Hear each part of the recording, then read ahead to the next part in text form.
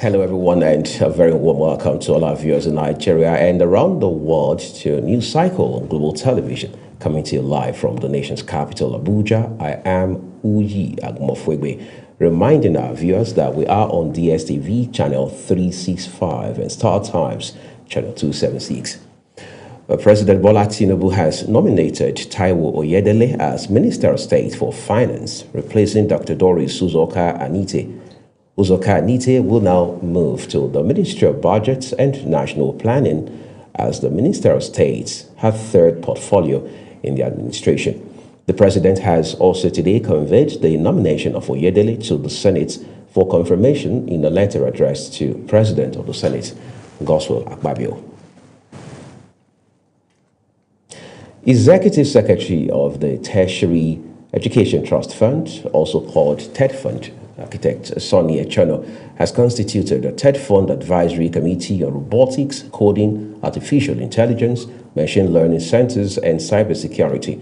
The committee is to monitor and guide interventions in engineering and technology across various tertiary institutions. Education correspondent Saadatu Garba now reports. Inaugurating the committee, Executive Secretary of TED Fund, Sonny Echono, described the occasion as a step to strengthen the implementation of interventions across beneficiary institutions with a focus on priority areas of national importance.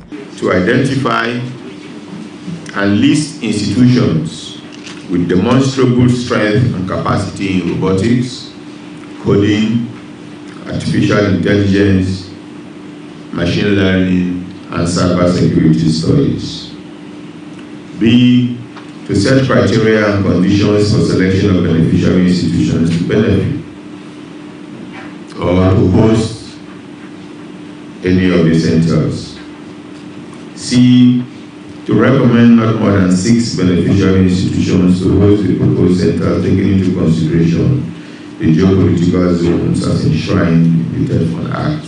Chairman of the Advisory Committee, Yakubu Ochefu, commended the bold decision to establish dedicated centers of excellence in the field of robotics, coding, artificial intelligence, machine learning, and cybersecurity.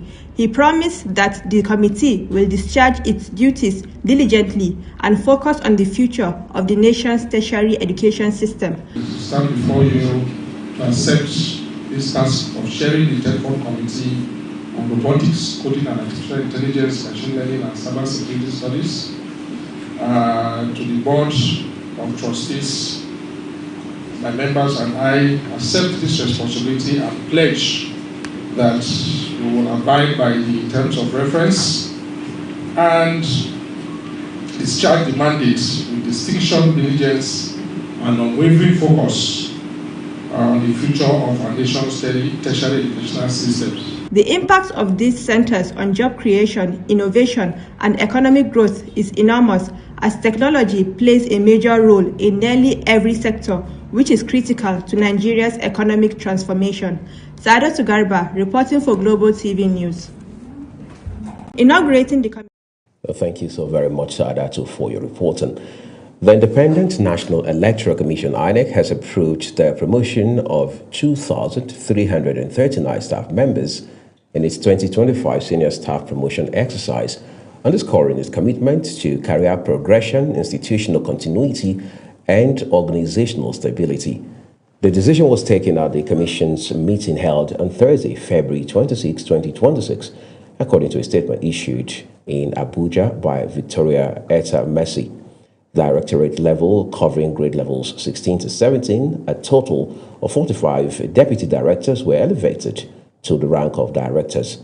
Of this number, 18 will continue in active service, while 27 are due for retirement shortly after their promotion in line with public service regulations.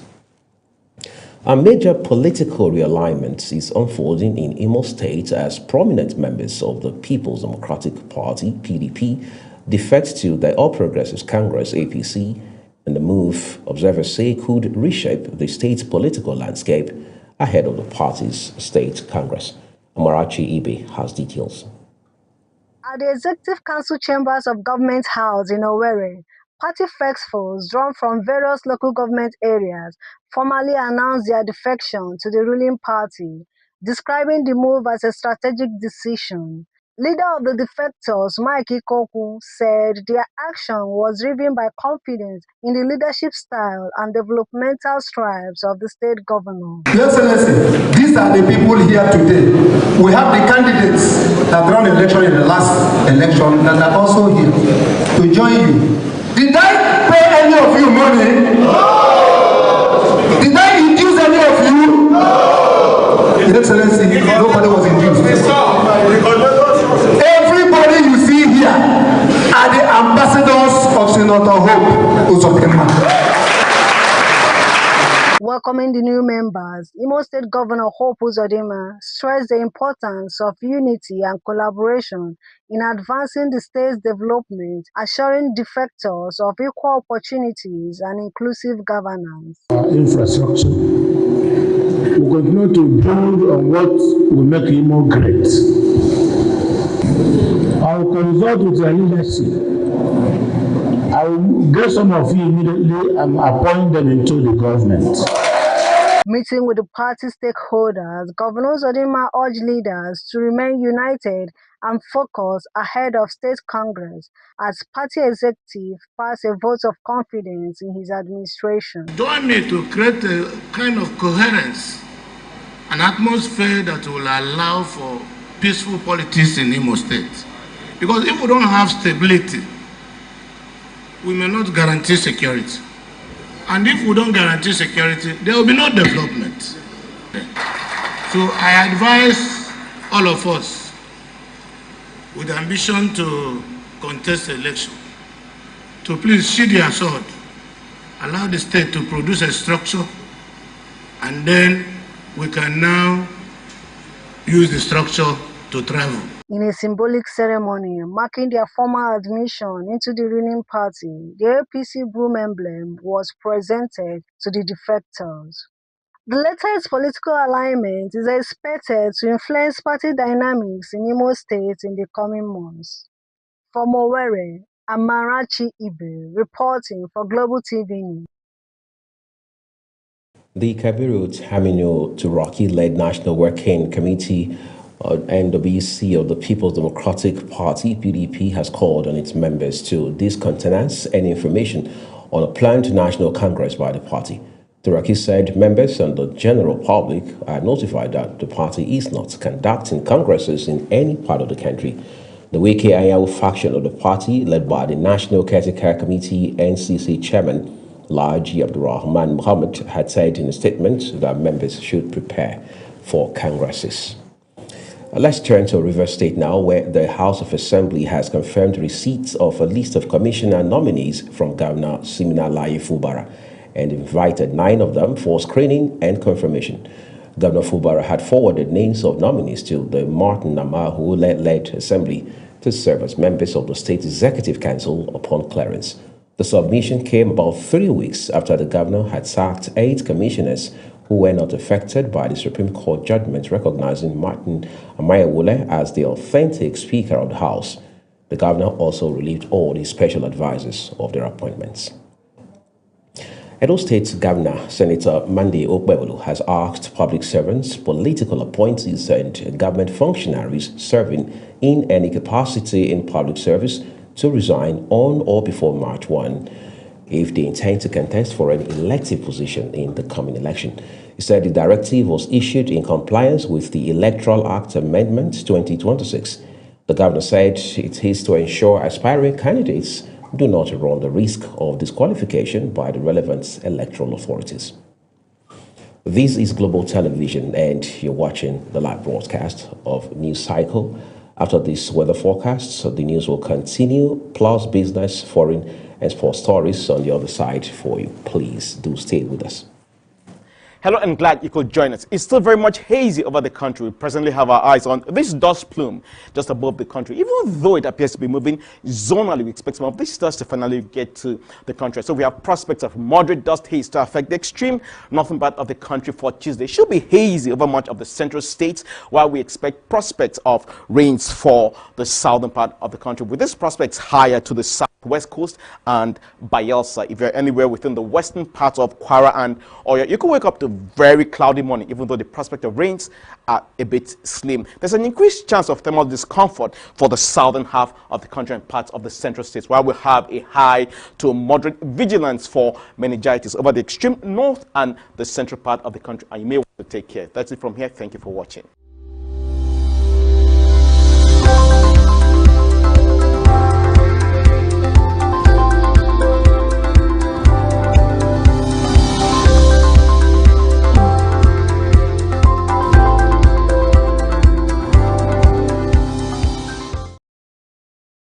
Well, thank you so very much, everyone, for staying with us here on News Cycle with Uyi Agumofwegbe. The second part of this broadcast now returns with business. The Petroleum Products Retail Outlets Owners Association of Nigeria, Petron, has once again emphasized the urgent need to consolidate and strengthen Nigeria's domestic refineries through the provision of adequate and consistent crude oil supply.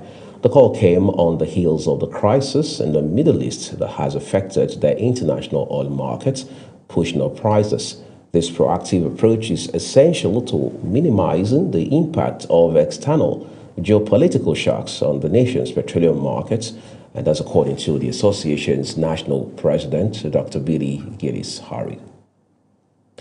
Players in Nigeria's fintech sector have expressed differing opinions on the proposed creation of a Nigerian Fintech Regulatory Commission.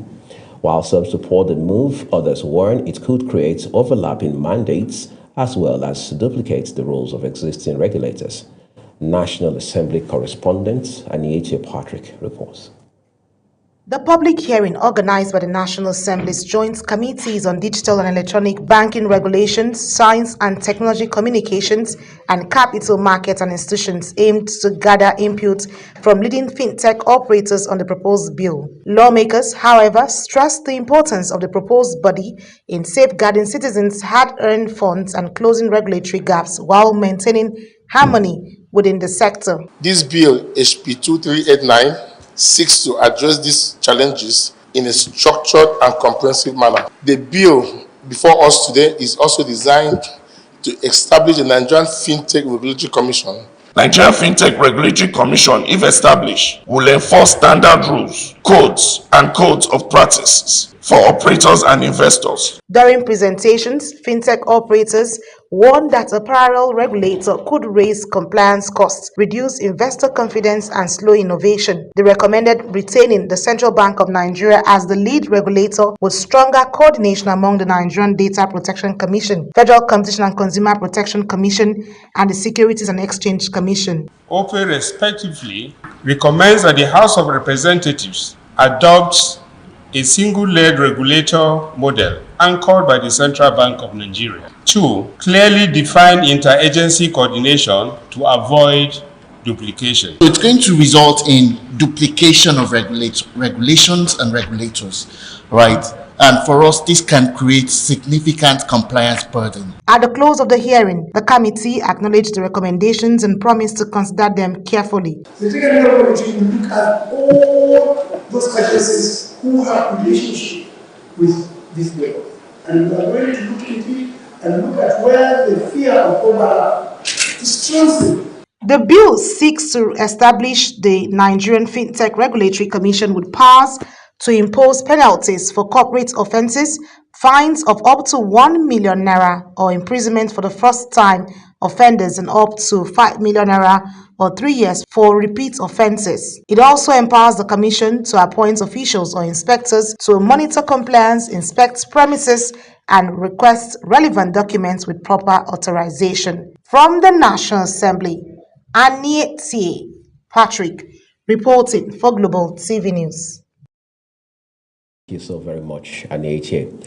The price of premium motor spirits, popularly called petrol, at retail pump stations may soon rise to between 980 naira and 1,000 naira per litre, depending on location nationwide, following a fresh increase in the gantry price by the Dangote Petroleum Refinery.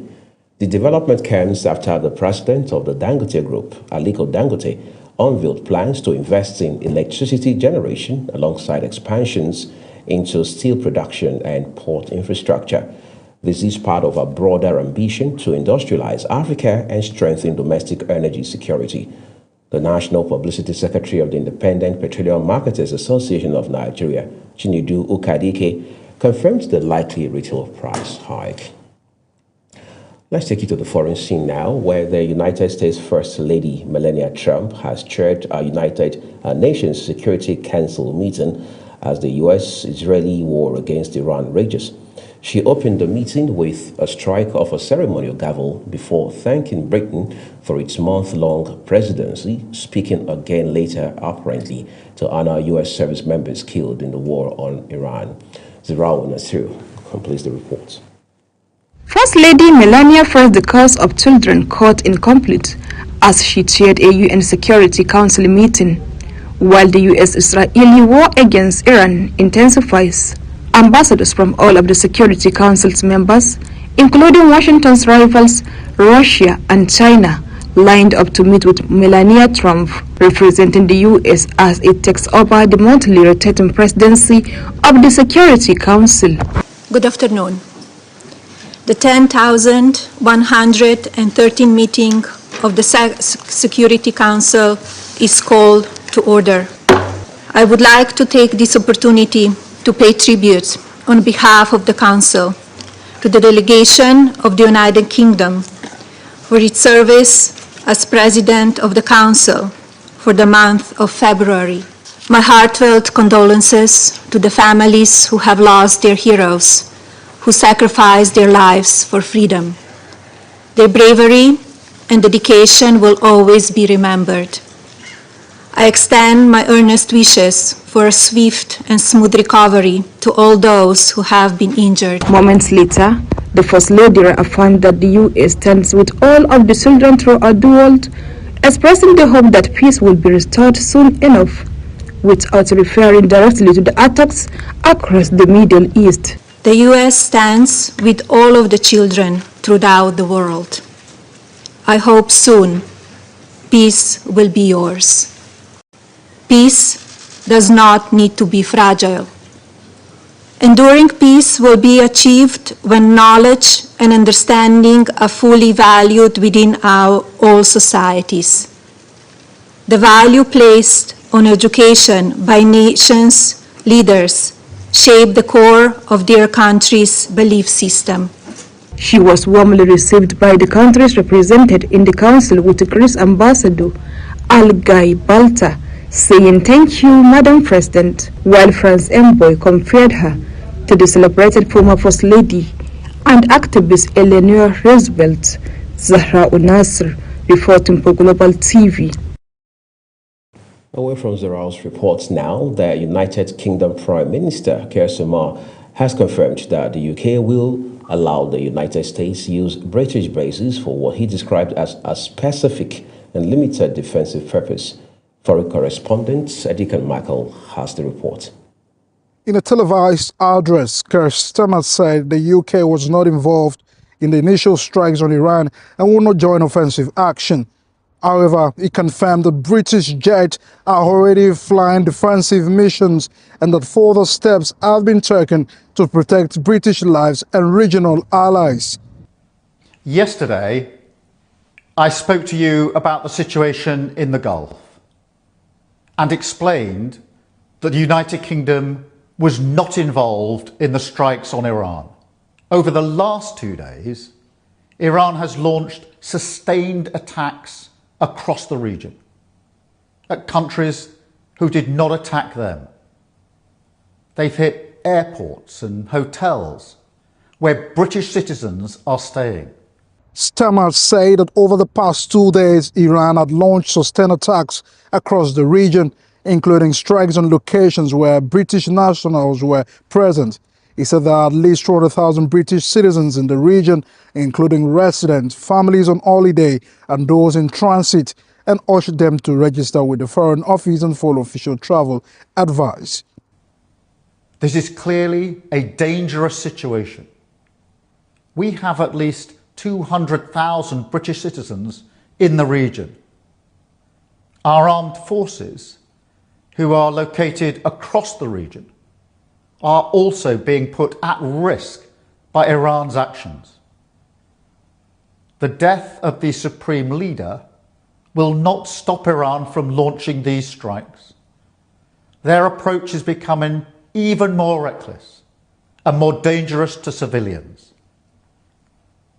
Our decision that the UK would not be involved with the strikes on Iran was deliberate, not least because we believe that the best way forward for the region and for the world is a negotiated settlement. Keir Starmer, while reiterating that the UK will not take part in offensive strikes, the Prime Minister confirmed the Gulf partners had requested additional support and the United States had asked for permission to use the British bases to target the missile infrastructure. Starmer said the legal basis for the decision was collective self-defense and the protection of the British life, adding that a summary of the government's legal advice will be published. He also confirmed that British aircraft are flying as part of the coordinated defensive operations and have already intercepted the Iranian strikes. He concluded by affirming the measures as necessary to protect British nationals and prevent further regional destabilization. Deacon Michael for Global TV News. Deacon Michael, diligently following developments for us right there from the United Kingdom. Thank you so very much, Deacon. Let's turn to other foreign stories now. The United States has imposed sanctions on Rwanda's defense forces and top military officials over their role in ongoing fighting in the Eastern Democratic Republic of Congo. It has also called for their immediate withdrawal from the mineral-rich region. Washington says Rwanda's military actions are sabotaging a peace agreement between the two countries signed in December last year, which was brokered by the United States. U.S. President Donald Trump describes the deal as a great miracle after years of violence in the eastern Congo, but warned that any party who violated it would face severe penalties. Well, time for some excitement from the world of sports now. FIFA will today launch the final 100-day countdown to the 2026 FIFA World Cup, marking the approach to the tournament. However, the World Football Governing Body did not provide any updates on the anticipated disciplinary verdicts involving Nigeria and the Democratic Republic of Congo.